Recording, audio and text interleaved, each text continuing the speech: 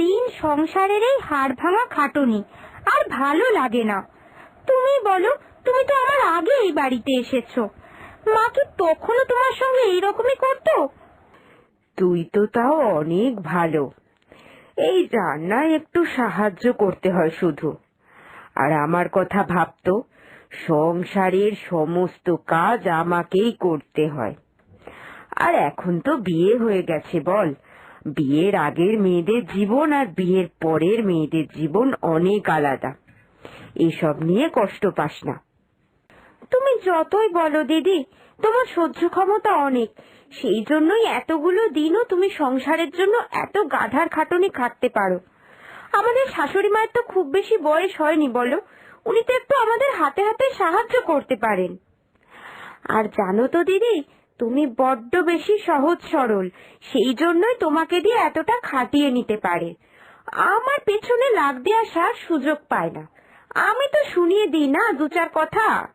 আর আমার বাবার একটু টাকা পয়সা রয়েছে, জানে ছোট বৌমাকে চটালে নিজেরই ক্ষতি, সেই জন্য আর আমার কাছে মুখ খোলার সাহস পায় না বেশি। তুমি তো নিরীহ, সেই জন্যই তোমার ঘাড় একেবারে চেপে ধরে বসে থাকে। সত্যি, তুই মাঝে মাঝে এত হাসির কথা বলিস। পুজো তো এসেই গেল, তা কবে বাপের বাড়ি যাচ্ছিস? আমি তো গত পরশুই বাপের বাড়ি চলে যাব। আমি বাপের বাড়ি চলে গেলে তোমার আরো বেশি খাটনি হবে গো দিদি। কি যে করি, যেতে একটু ইচ্ছা করছে না, কিন্তু নতুন বিয়ে হয়েছে, বাবা বলেছে প্রথম বছরটা যেন বাপের বাড়িতেই কাটাই। এতগুলো বছর তো তোর দিদি একাই এই সংসারটাকে সামলে এসেছে। এই কটা দিন তুই না থাকলে আমার কোনো অসুবিধা হবে না, আমি সবটা ঠিক সামলে নিতে পারবো। তুই যা, আনন্দ মন নিয়ে ঘুরে আয়। পরের দিন সকালে ছোট বউ চলে গেল বাপের বাড়িতে, আর ফলস্বরূপ সমস্ত বাড়ির কাজ বড় বউকে একা হাতেই করতে হতো। সেই সময় বড় বউ বাগানে ফুল তুলছিল। বড় বৌমা, বড় খোকা তো মাঠ থেকে ফিরে এসেছে। ও আচ্ছা আচ্ছা, আমি এক্ষুনি যাচ্ছি, আসলে পুজোর জন্য একটু ফুল তুলছিলাম। না না, ও বললো ও কোন বন্ধুর বাড়িতে নাকি খেয়ে এসেছে, ওকে আর খেতে দিতে হবে না। তুমি বরং বাগানের এদিকের কাজগুলো করে নাও, তারপরে পুজো টুজো করে রান্নাঘরে রান্নাও চাপিয়ে দাও। সকালের জল খাবারটা ও আর খাবে না। এই বলে শাশুড়িমা সেখান থেকে চলে গেল। আমি ভাবলাম যে ও সারাদিন তো সকাল থেকে কিচ্ছু খায়নি, ওর সঙ্গে আমিও খাবো, ওর জন্যই আমি অপেক্ষা করছিলাম, কিন্তু ও তো বাইরে থেকেই খেয়ে এলো। যাকে, আমিও আর সকালের খাবারটা খাবো না, একসঙ্গে বরং দুপুরেই খাবো। স্বামী না খেলে বউরা কি খেতে পারে? যতই বাইরে খেয়ে আসুক, কতটা কি খেয়েছে না খেয়েছে, যাকে যাক, আমি বরং দুপুরেই খাবো। কি গো মা, তুমি তো গেলে সরলাকে ডাকতে।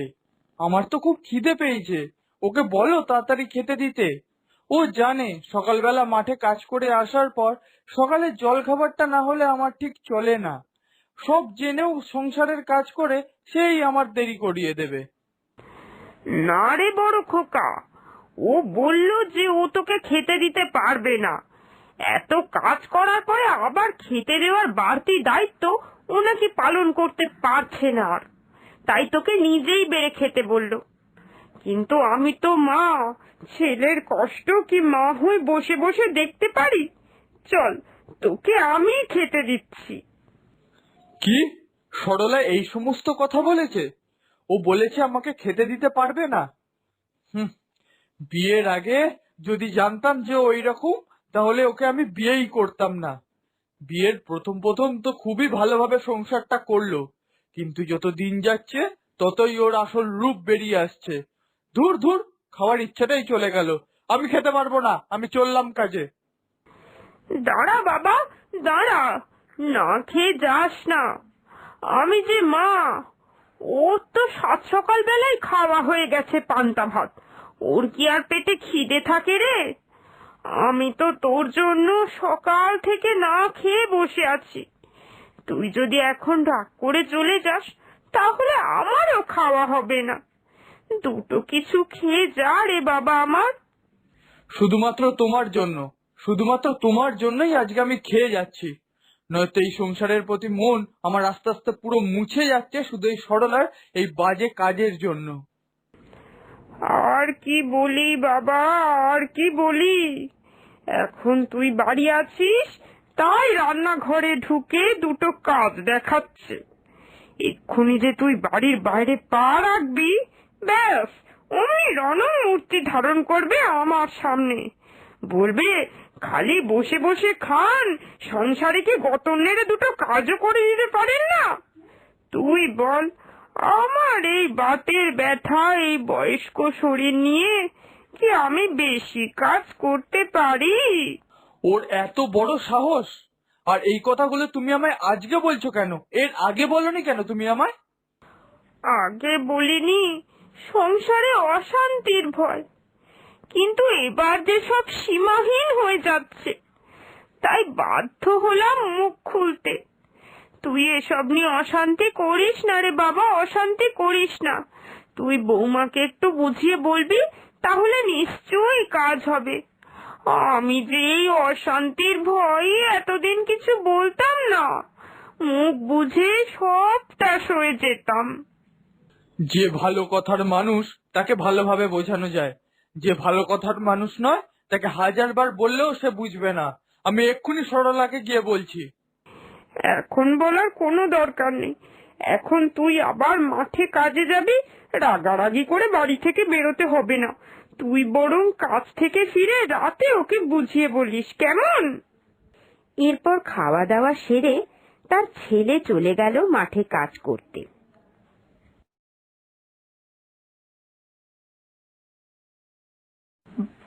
বৌমা, ও বৌমা, একবার আমার ঘরে এসো তো। হ্যাঁ মা, বলুন, কিছু বলবেন? পুকুর থেকে জামা কাপড় বাসন কোসন সব ভালো করে ধুয়ে নিয়ে এসো। আর দেখো, পুকুর পাড়ে বসে গল্প করতে বসে যেও না আবার, কেমন? হ্যাঁ মা, ঠিক আছে, আমি কাজগুলো মিটিয়ে চলে আসব। এরপর বৌমা চলে গেল পুকুর ঘাটে।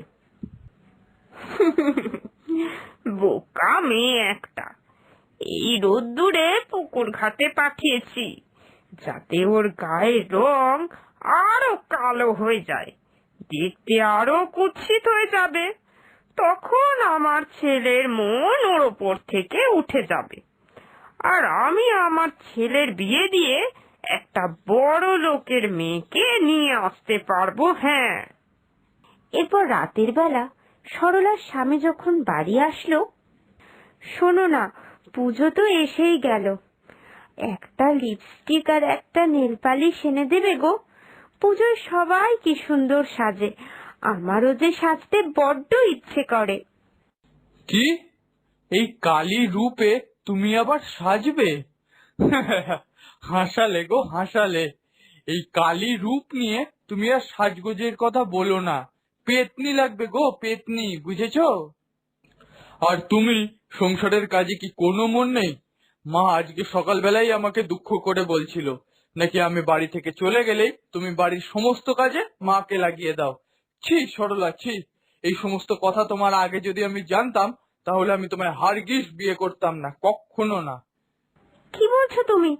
হয়তো তোমার কোথাও একটা ভুল হচ্ছে, বা তুমি কোনো কিছু থেকে ভুল বুঝেছো। আমি কখনো মাকে ঘরের কোনো কাজে হাত দিতে বলিনি। তাহলে কি মা তোমার নামে আমার কাছে বানিয়ে বানিয়ে মিথ্যে কথা বলবে? আচ্ছা, মায়ের তোমার নামে মিথ্যে কথা আমার কাছে বলে মায়ের লাভটা কি বলো তো?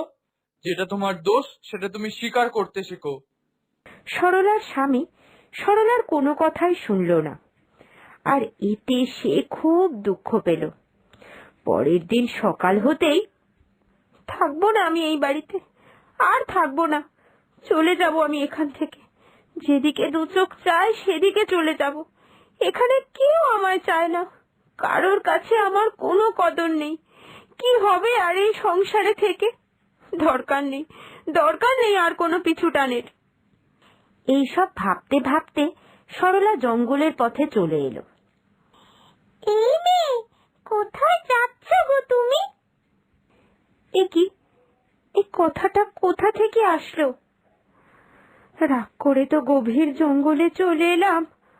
রাম রাম রাম রাম রাম রাম রাম, কোনো ভূত টুত না তো?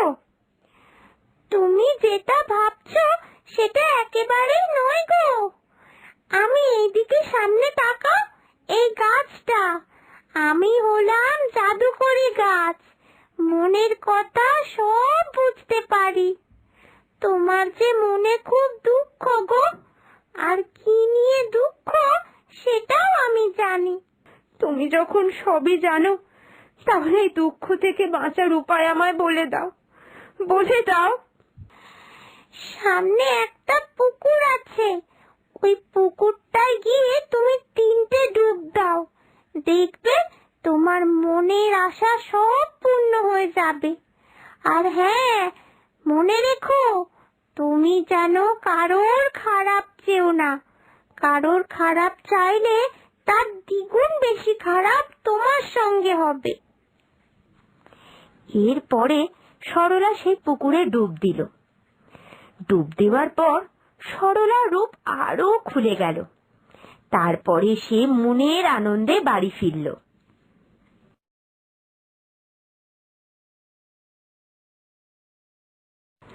কিন্তু সরলাকে দেখতে সুন্দরী হয়ে গেছে, আর তার গা ভর্তি গয়না। এসব দেখে তো শাশুড়ির মনে হিংসায় ভরে গেল।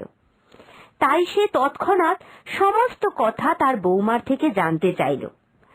আর বৌমাও সরল মনে তার শাশুড়িকে সমস্ত সত্যি কথা বলল।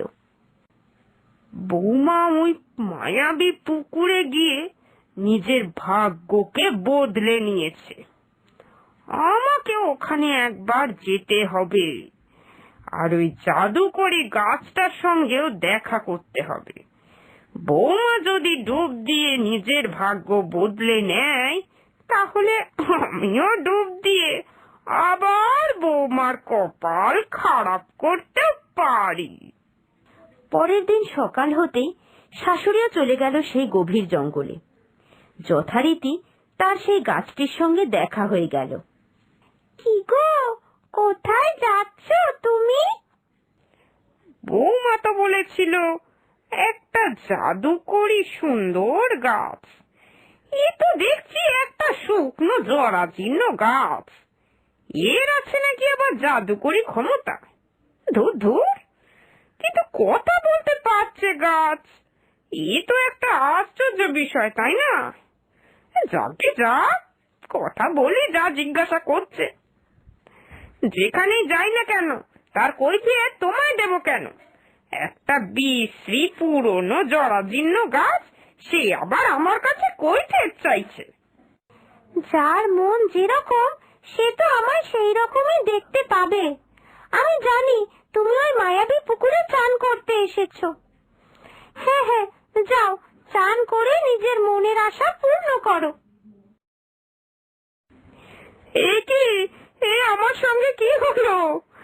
এ তো আমার রূপ নয়, আমার রূপ তো আগের থেকে আরো খারাপ হয়ে গেছে। এরপরে শাশুড়িও তো 3টে ডুব দিল, কিন্তু সে সারাক্ষণ বৌমার খারাপ চেয়ে গেল। বৌমার খারাপ রূপ দাবি করলো, আর বৌমার দুর্দশারও দাবি করলো। সেই জন্য তার নিজের রূপে এত কুৎসিত হয়ে গেল, সে যে নিজেকে দেখেই ভয় পেয়ে গেল। হবে তো, নিশ্চয় তুমি মনে মনে কারোর জন্য খারাপ চেয়েছিলে। এই পুকুরের এটাই নিয়ম, যে খারাপ চাইবে তার সঙ্গে দ্বিগুণ খারাপ হবে। নাও, এবার বোঝো। তবে তোমার বাঁচার একটা উপায় আছে। তুমি যদি নিজের মনকে একেবারে পরিবর্তন করে ক্ষমা চেয়ে নাও, তাহলে তোমার আবার আগের রূপ ফিরে আসবে। শাশুড়ি মা তাই করলো। আবার 3টে ডুব